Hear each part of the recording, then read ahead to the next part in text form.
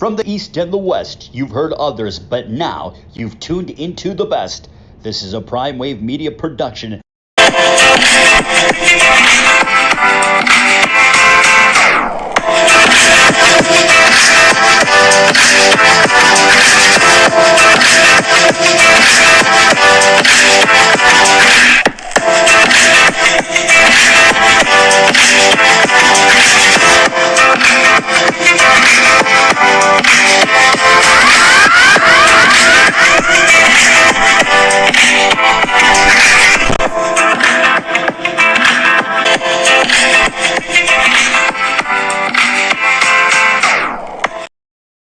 What's up, world? It's the one and only Pop DBacks, the Primetime Capper, and it is time for the premier sports betting show, the Primetime Angles.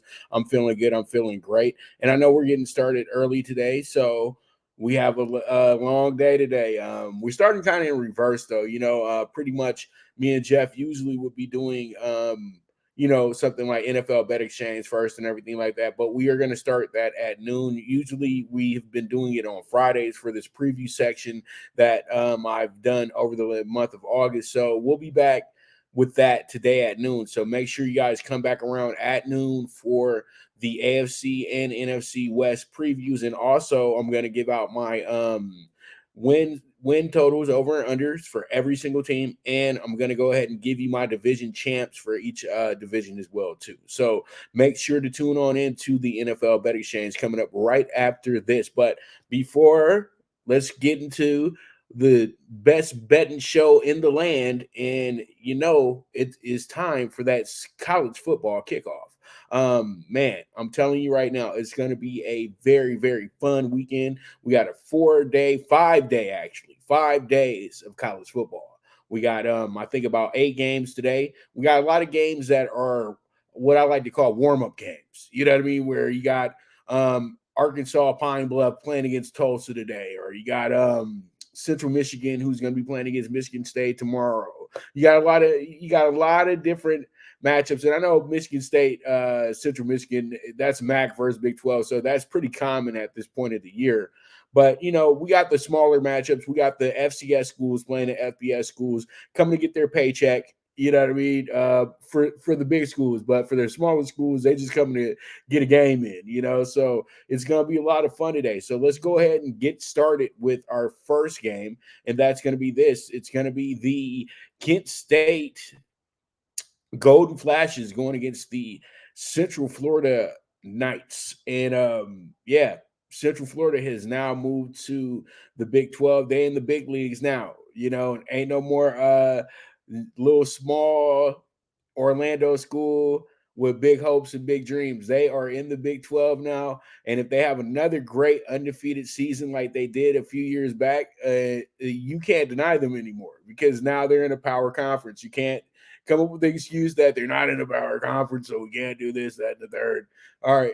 And Kent State is a team that's been pretty good the last few years, but they're going to be in a rebuilding phase this year from what it looks like.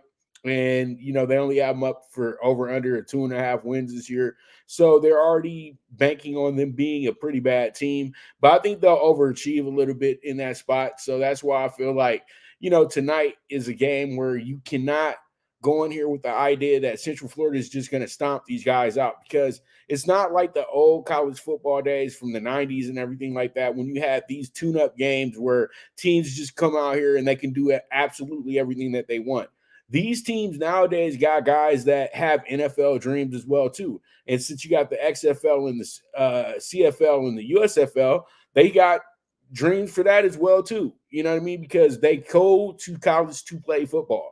That's really what the sport of football has became in college, is that more of a athlete that just seems to go to a school. You know what I mean? It's no more student athlete really in college football anymore, the way that these guys are transferring and all that stuff. So when you look at this situation tonight, you say to yourself, Kent State should do enough to not embarrass themselves. And Central Florida will do enough to where they are satisfied with the way that they win this game. They're not going to go into this game with the idea, let's beat them 63-0. They're going to go in here with the idea that, look, let's beat these guys by 3 touchdowns or better, and we can just move on down the road. And we're going to have the long drives. We're going to eat up the clock, and we're just going to go from there. We're going to try to work out all 100 plays in the playbook tonight. And I know that they're going to take their time. They're going to be a little conservative for this game. And that is the right approach when you are playing in a game like this, because Central Florida will probably not lose this game.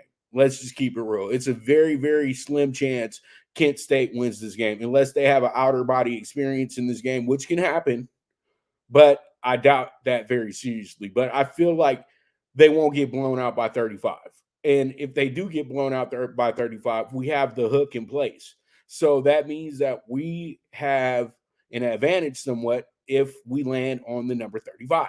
So the 35.5 is very enticing, and that's why I like the 35.5 tonight on Kent State, because it's the biggest number on the board for games like this one. And I feel like when you get the biggest number on the board, you have to go with the team with the big number. It's just kind of common sense. If you're giving me a 35-point lead to start the game, let's go ahead and rock it out. Because it's going to take, this team's going to have to do a lot to catch up with that. But I know that they can, but I think Kent State's going to have enough pride to the point to where they're not just going to get beat down to the very last compound. You know what I mean? So we move forward, and let's talk about our next game, and that's going to be the NC State Wolfpack going against the UConn Huskies. Now, the basketball team had a great run and won themselves a national championship. UConn football actually stepped it up after about 5 years of just mediocrity and just really bad football play. And I think that they were averaging about 1 to 2 wins a season. Last year, they kind of jumped out of that mediocre level that they've been at. Why? Because Jim Mora was added as their head coach, and he brought a attitude to this team that, I know that we're the underdog, but let's not just sit over here and lay down. And that mentality actually helped Connecticut moving forward last season, even though now they're an independent team. They're out the AAC. They're a team with no home. They were looking at the Big 12 because the basketball team carries everything for the school on both sides, girls and boys basketball. But the football team tried their best to be in the big leagues, and they were in the Big East, and then the Big East dissolved, and then they went with everybody who couldn't get into the ACC and all moved on to the AAC. And then quietly, UConn was kicked out of the AAC after the basketball team decided to go back to the Big East, because they could have kept UConn in the AAC, but since they lost the basketball team, they were like, it's a deal for both of y'all. So you got to go. So when you get to tonight's game, you have a team that has probably the biggest boulder on their shoulder, not a chip, a boulder on their shoulder in UConn. So a lot of people probably will be counting them out because you're thinking about UConn over the last few years, but this will be a game that they can catch North Carolina State slipping in. You know what I mean? But I feel like North Carolina State is one of the more better teams in the ACC this year. Even though they're coming in unranked this year, they're still going to be a very viable team. And I feel like tonight should be a good measure on who they're truly going to be.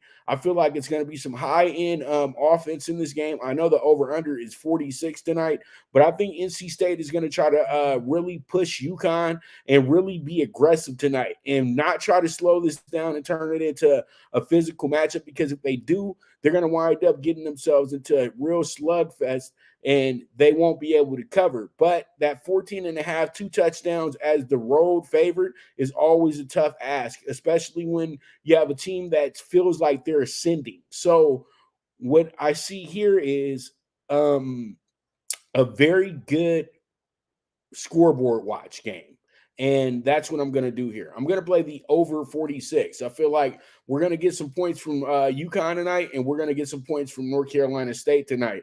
It's going to be an entertaining game, and I truly do feel that this is going to be one of those games that really are going to set up both these teams for down the road. If NC State comes out and they lay an egg and make this game closer than what it needs to be, then they might not be the team that I think they're going to be for the rest of the season. And if UConn comes out here and kings tough and keeps this game competitive, then this is a team that you're going to have to really take seriously week in and week out in tons of spots. You know what I mean? So it's going to be a lot of fun. It's a lot of evaluation really going into a game like this tonight. So we'll see how it goes. We'll see how it shakes out. But I look forward to this one. It should be a great game between these two schools. Now, let's go ahead and move forward to our next game, which is probably the game of the night. Let's keep it real. Even though we do have a game, between Florida and Utah tonight, which, you have a ranked team versus an unranked team, SEC versus Pac-12, but you have a Big Ten conference game in this game tonight with Nebraska and Minnesota. Minnesota is trying to defend the West Side once again. And, they didn't win the West last year. Actually, Purdue won the West. But Minnesota has been a team that is always playing for that spot. You know what I mean? Always playing for the West Championship, everything like that. And, this is the opening game of the season, so it's going to be a sellout in Minnesota tonight because they're playing against a familiar foe in Nebraska. And, Nebraska yesterday had 92,000 people come out to watch a volleyball game at Lincoln War Memorial. So a lot of people were very excited about that happening yesterday and everything like that, especially since it was ladies and it was volleyball, a very irrelevant sport in college sports. You know what I mean? I know people say, no, it's not. Well, yeah, just because you're on TV doesn't mean that you're not irrelevant. You don't see them making the front page of the newspaper. You don't see them as the first story on ESPN Sports Center. You don't see that. So, we know it's an irrelevant sport, but yesterday it was very relevant, and much power to the ladies for being able to produce a crowd like that, from being such a valuable asset to the volleyball community in the NCAA, and also for their great fans that showed up as well too. But people have to understand that when you're in a small state like Nebraska, where everything is like a communal thing or a statewide thing, when you have a big event, everybody's going to show up because these places aren't hard to get to. So, you'll have that. But in California, you'll never have people pack out 100,000 people to watch UCLA's volleyball team at SoFi. Even though UCLA's volleyball team is just as good as Nebraska historically, you still wouldn't do it. You know what I mean? So this game tonight, Matt Rule makes his debut as Nebraska's coach. Everybody knows that Matt Rule fixed Temple. Nobody ever expected Temple to be better than 4 wins a season. And he had these guys actually playing in bowl games, and he had these guys competing and playing good football, so that's one thing. And then he was able to get the big dollars and get on over to Baylor in the Big 12. Baylor was an absolute JV team when he got there. He was able to put some things together, coach these guys up. Baylor worked themselves into the position to be a co-champ in the Big 12 before he went to the NFL for the next big step to try to reinvent the Carolina Panthers in a sense. And it only lasted about 18 months from, him being hired until he got fired.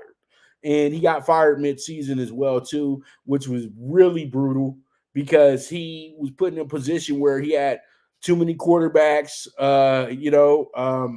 not enough playmakers.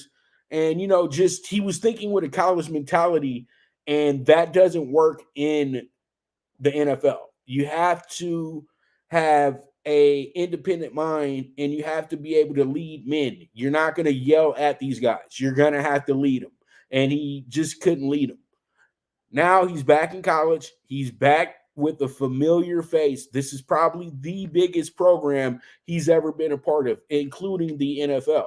Because, Nebraska as a brand is much bigger than the Carolina Panthers. Let's keep it real.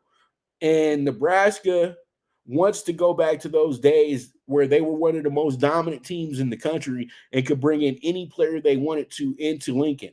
So this is seen as the resurgence, the rebirth, the true rebirth of the Cornhuskers tonight. You got Minnesota, a team that's dealing with a little bit of controversy coming in.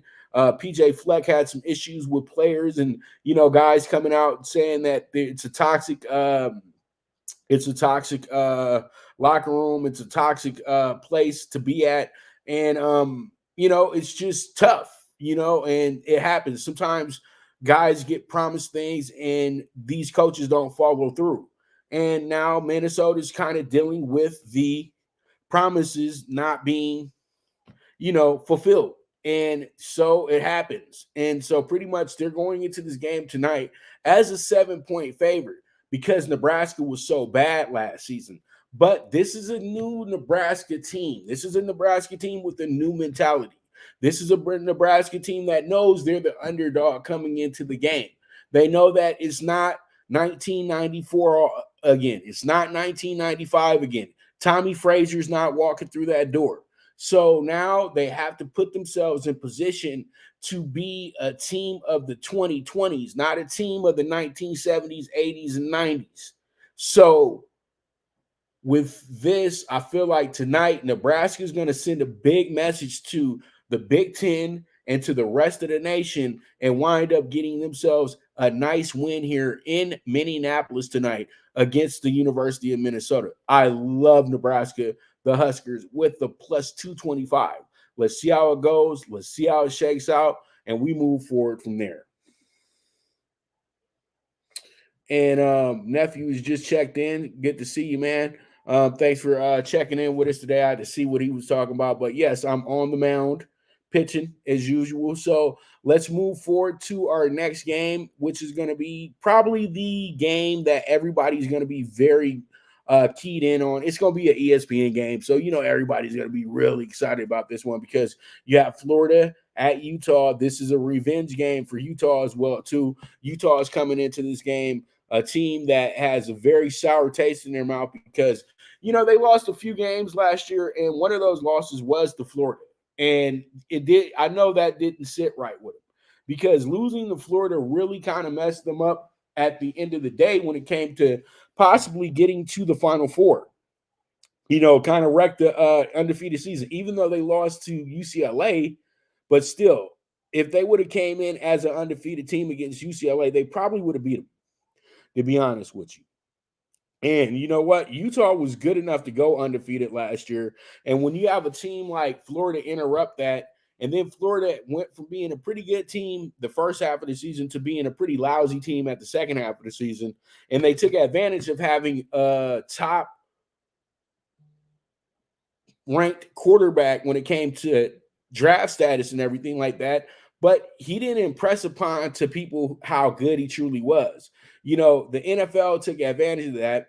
And the NFL took advantage of that. But then, we'll see how it goes. The guy's looking a little exposed right now from what we can all see. Now, Florida it's a whole new world. It's a whole new life. They got a lot of young players here, but they're all players that were big-time players in high school. But high school and college football are two different animals, and that's been proven time and time again. And when you have a young team, that's all good and well because you have that young energy, but you need the veterans, the seniors and juniors to reel these guys in, to make them understand this is how this goes. This is how that goes. This is college. This isn't, goof off time. We're not relying on one player to carry us to the end goal. That doesn't work like that in college football. So tonight, this game is probably the most important game of the night because you have two teams who are trying to set a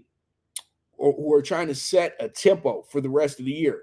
Utah has this mentality that they have to finish well because they're moving on to a bigger conference next year when they go to the Big 12, and they know that they're going to have to be game tight and game ready for a conference like that because it's not just going to be a big-time football conference. It's going to be a big-time basketball conference as well, too. And I know that they want to be very impressive this year. So then when it comes to recruiting during the season, they can recruit the guys that fit their system. And pretty much Cam Rising is a guy that they're not talking enough about, but he should be right up there with the Heisman candidates for this year. You have to remember he outplayed Caleb Williams twice, who won the Heisman. So that's going to be mentioned a lot this year. And Cam Rising will be seen as one of the top 3 quarterbacks in the nation just because he's won so many big games at Utah and he's played in so many big games at Utah. And pretty much when you look at it, when you see who truly is the best coached team in the Pac-12 and probably who has the hardest working team in the Pac-12, it's going to be Utah, because Utah has to make up for a lot because they don't get the uber talent that UCLA and USC get blessed with, or Washington and Oregon. They really do have to take in the best of the best that come from the state of Utah, and then probably the second and third star players. So there's just a lot that goes into this game. But I feel like tonight, Utah should be really, really focused and dedicated to getting their revenge tonight. But I like the under more than anything. I think their defense is going to send a message. And Florida's defense always shows up. So we'll see how it goes. We'll see how it shakes out. But I do like the over-under of 44. I do like the under 44 tonight. And I think that's the play right there in this spot.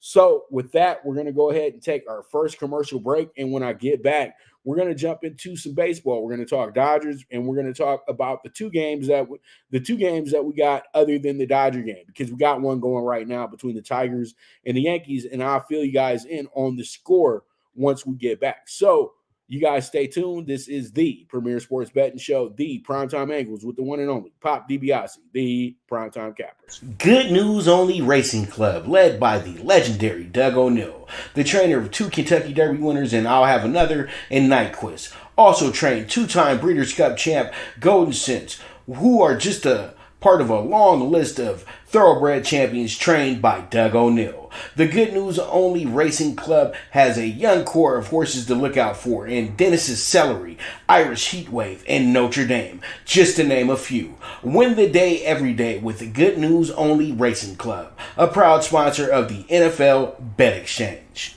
From the East and the West, you've heard others, but now you've tuned into the best. This is a Prime Wave Media production.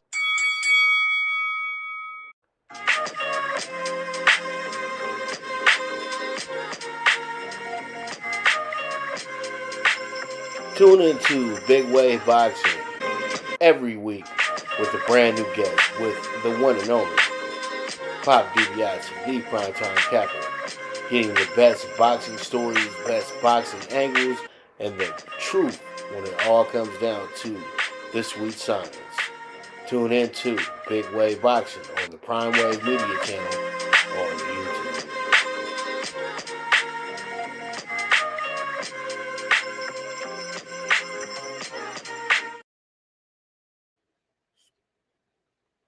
All right, we are back.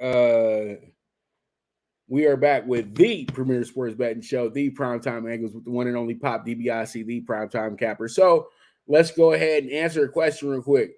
Nephew asks me, question for you, Rel. This guy just offered me Josh Jacobs and Jalen Waddle for Justin Jefferson. What do you think of that? What I think of that is this. I would say, nah. Why would a guy go out of his way to pick Josh Jacobs, Jalen Waddle, with the confidence that these guys are going to be very valuable players for his team for just one Justin Jefferson? Justin Jefferson probably is the most dynamic receiver in this year's fantasy draft, and he's probably the guy that everybody will take number one. He's probably the first wide receiver that will possibly be number one on like so many draft boards this year, just because he's that big of a fantasy threat. But I think, though, with the overhype of how good Justin Jefferson is, it is kind of like a red flag, right? But you have to have a wait and see approach with that situation. I would say if you're very if somebody's very keen on getting Justin Jefferson, that's because they missed out on Justin Jefferson. And that's the only reason why they would want to make a deal like this happen right before the season, because you just jumped them to get the Justin Jefferson. That's all it is. And so they feel like bringing in Josh Jacobs, a guy that has not played any preseason football and hasn't got any reps because he hasn't been at practice, would be something of being effective on week one, which he probably will not be. So then that puts you behind the 8 ball very early.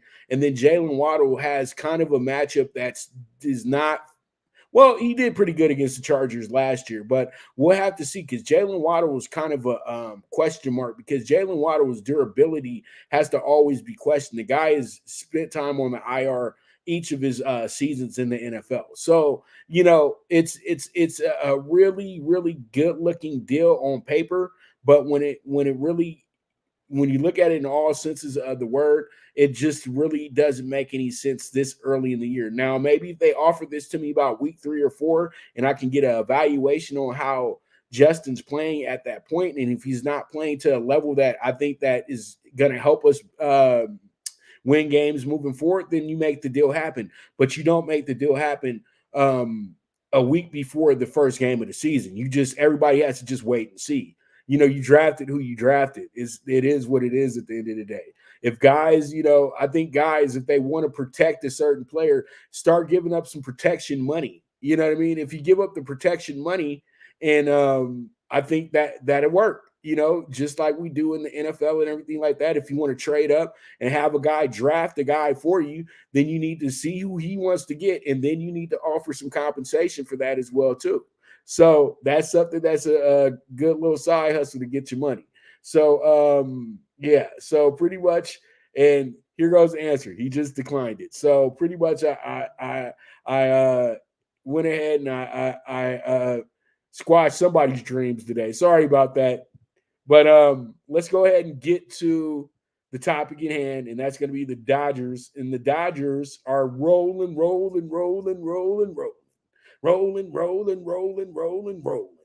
Dodgers 24-4 this month. Woo. Just jokes, laughs. You know what I mean? Just damn. Dodgers is killing it. They're killing it. So we have a very, very good idea of where we're at. But I already told you guys this was going to be what it was going to be moving forward. So pretty much we have ourselves a very, very good situation going on with the Dodgers. And I feel like we really do have a team that can win the World Series this year. And when I say that, it's because I truly can feel it. Because teams that are doing what the Dodgers are doing this year usually get to the promised land, because they've been there, done that, and it's just who they are, winners. And right now, the Braves are the same, winners. Been one of the best teams in the MLB the last few years. Dodgers been one of the best teams in the MLB the last decade. And you know that the Dodgers did have their way with the Braves for a good stretch. And then the Braves came back around and got themselves an ultimate victory over a very talented Dodgers team. And that actually projected these guys, that actually ascended those guys all the way to winning their second World Series in about 25 years, almost 30 years. Well, it was 25 years on the nose, but they went ahead and took care of their business. And so that's pretty much what it was last time the Dodgers and Braves met up in the playoffs in another great playoff series that, it was really sucked because we couldn't get back to LA for it.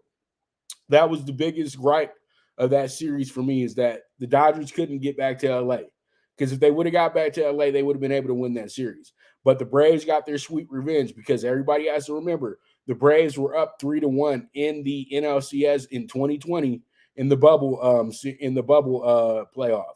So these guys have a true rivalry in place, and it's always fun to see them hook up. And it's crazy that they put them together for a 4-game series here.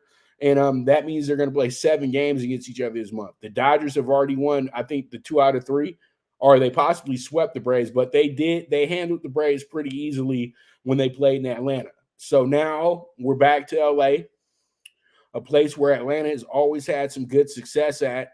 Even since I was a little kid, Atlanta's always been really good when they come to LA, even when they've been a bad team. So tonight is going to be a good measurement game to start out this series. This is going to be the series of the week. You know what I mean? It's all about Dodgers Braves this week, because this does really determine who's going to have the best record in baseball and who's going to be the number 1 seed in the NL. Now, when you look at it, the home field advantage is really important, and the Dodgers want to have game 7 at the Ravine if it has to go that way. And this is what they're playing for. The Dodgers are currently behind the Braves, the only team that they're behind in baseball.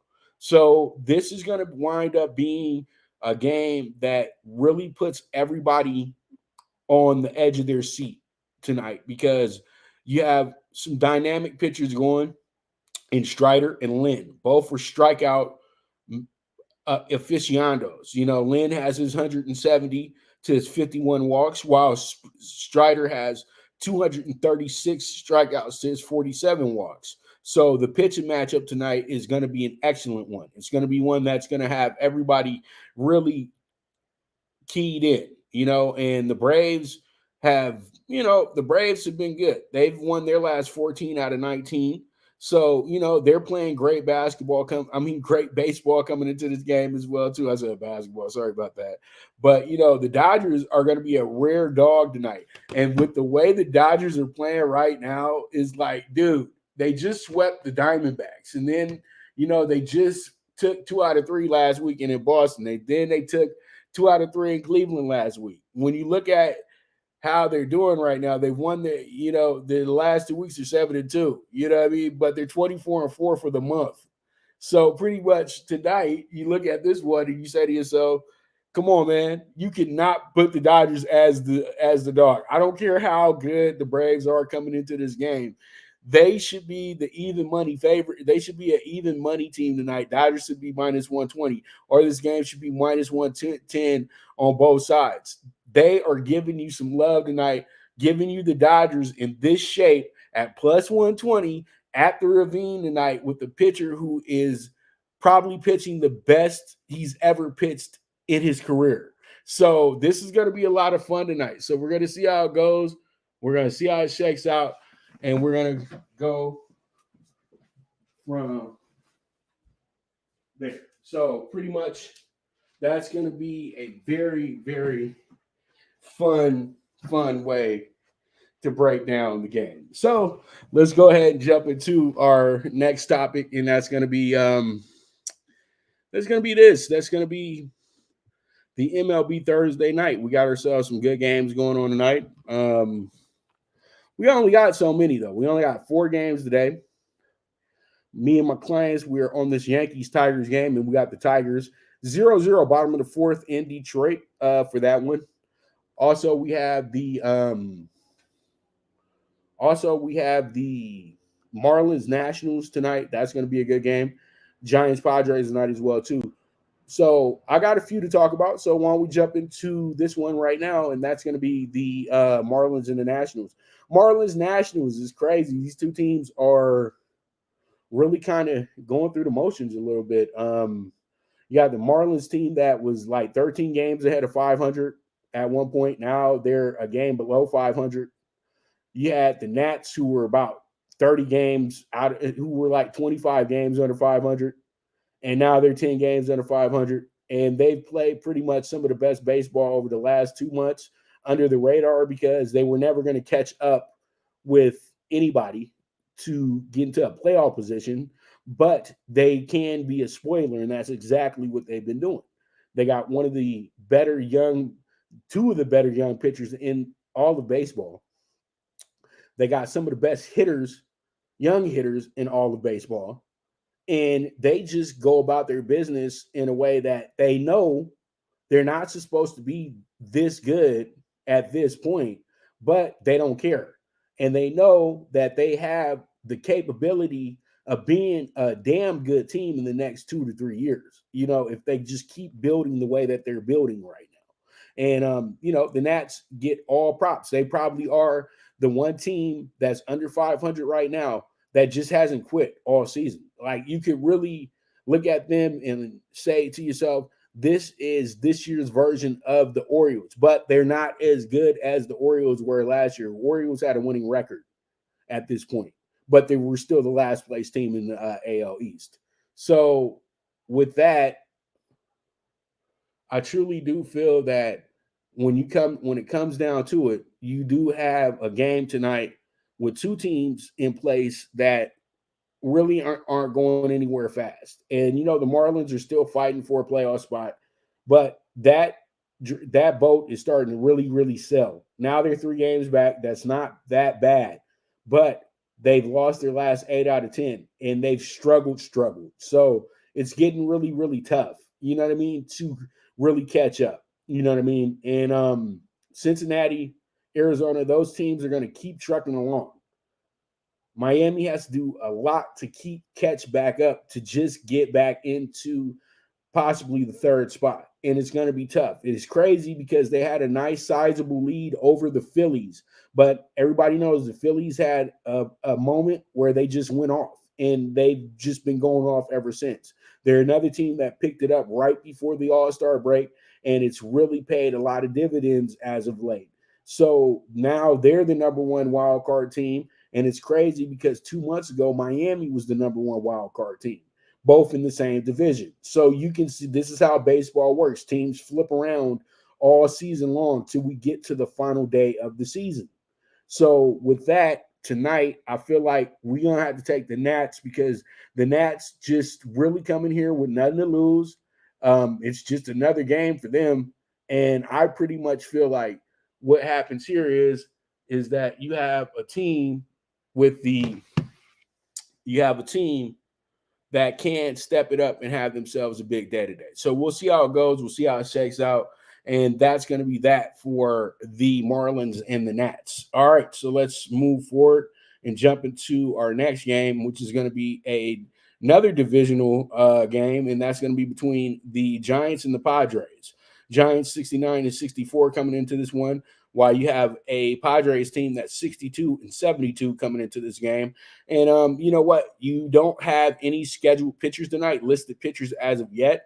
But I think that this game still winds up being an over game tonight. The Giants are really in desperate need to win this game because they find themselves back in the playoff race, but they're only leading by so much. You know what I mean?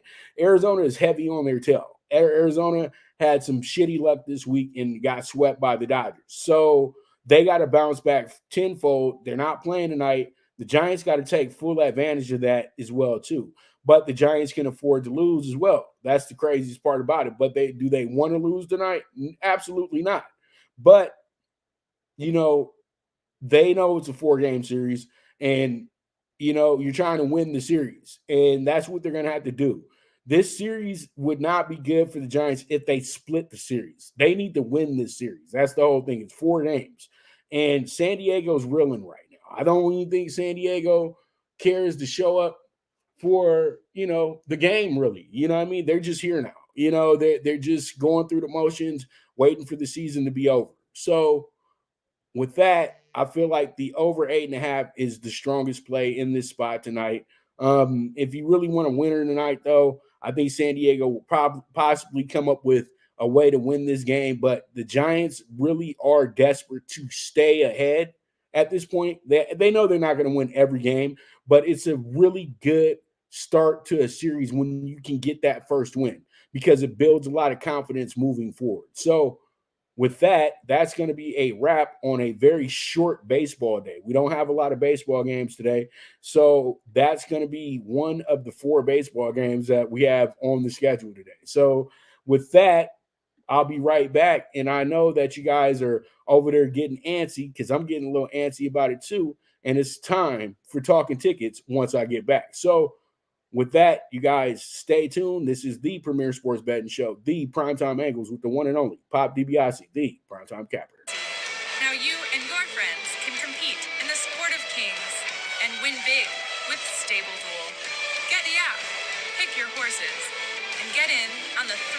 horse racing, with daily games competing against other players. Bring home the glory and the cash, and move up the annual leaderboard while you leave your competition in the dust. Get in the game with Stable Duel. Play, race, win. Good News Only Racing Club, led by the legendary Doug O'Neill, the trainer of 2 Kentucky Derby winners, and I'll have another in Nyquist. Also trained 2-time Breeders' Cup champ Golden Sense, who are just a part of a long list of thoroughbred champions trained by Doug O'Neill. The Good News Only Racing Club has a young core of horses to look out for in Dennis's Celery, Irish Heatwave, and Notre Dame, just to name a few. Win the day every day with the Good News Only Racing Club, a proud sponsor of the NFL Bet Exchange. All right, we're back with the premier sports betting show, the Primetime Angles, with the one and only Pop DiBiase, the Primetime Capper. So let's go ahead, jump into Talking Tickets. And Talking Tickets is always fun to talk about because you guys know I love to talk those tickets. That's why you guys tune in. That's why I do these shows. That's why we call it the premier sports betting show, the Primetime Angles, all that good stuff. Me having all these little topic sessions, that's just because we got to stay up with the current events, right? But still, it's at the end of the day, it's always about the tickets. Okay. So up first, we got the WNBA tonight. That's going to be a 17-1 ticket with the 12.5 to the Suns. And then we also have the under 158.5 with the Storm and the Sparks tonight. And then we finish up with a big dog tonight and the Mystics with the plus 400. Yeah, I'm trusting me some Del Don tonight. You know what I mean? Del Don is still one of the better players in the WNBA. I know that Asia Wilson is pretty much taken over that spot of the dominant post players that can do everything like Del Don was, because she's been in and out mono things like that, personal issues, family, all that good stuff. But when she is available, Del Don is one of the best players, period.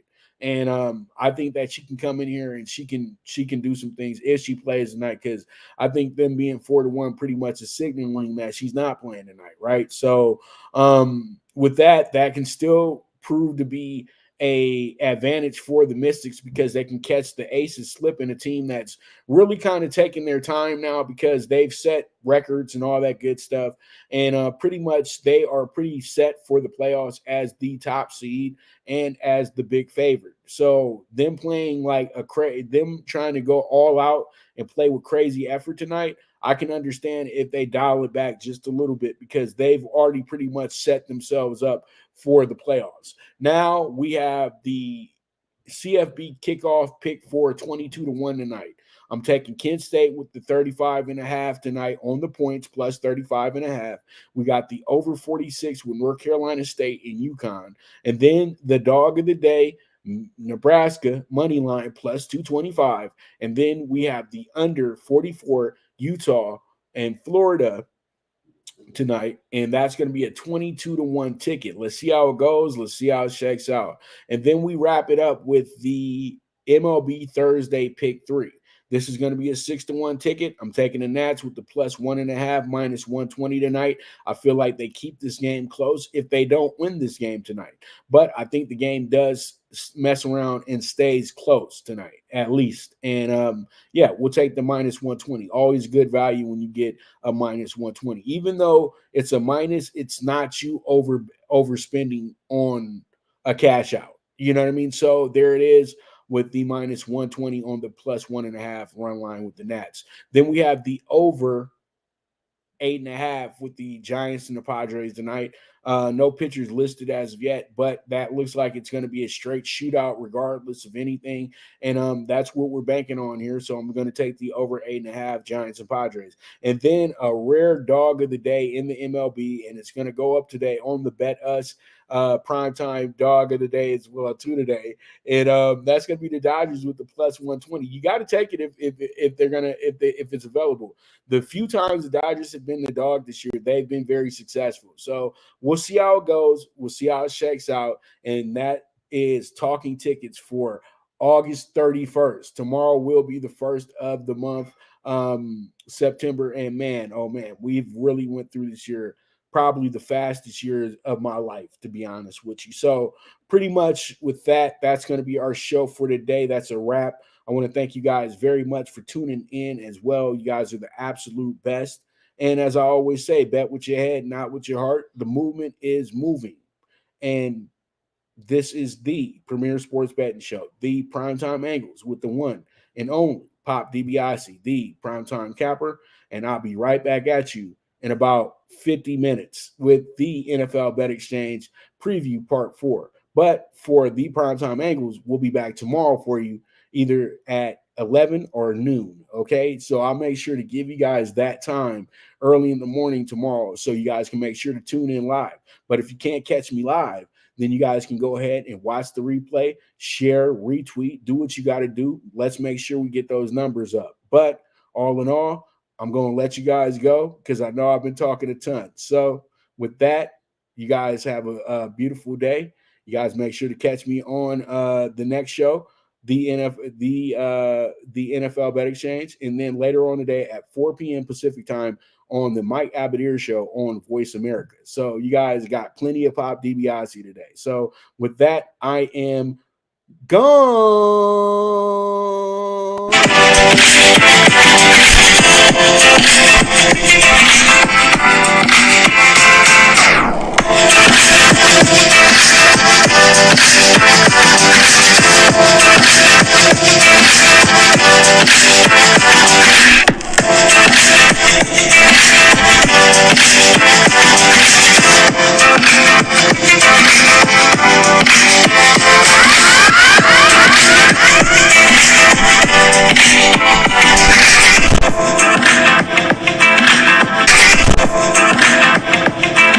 From the East and the West, you've heard others, but now you've tuned into the best.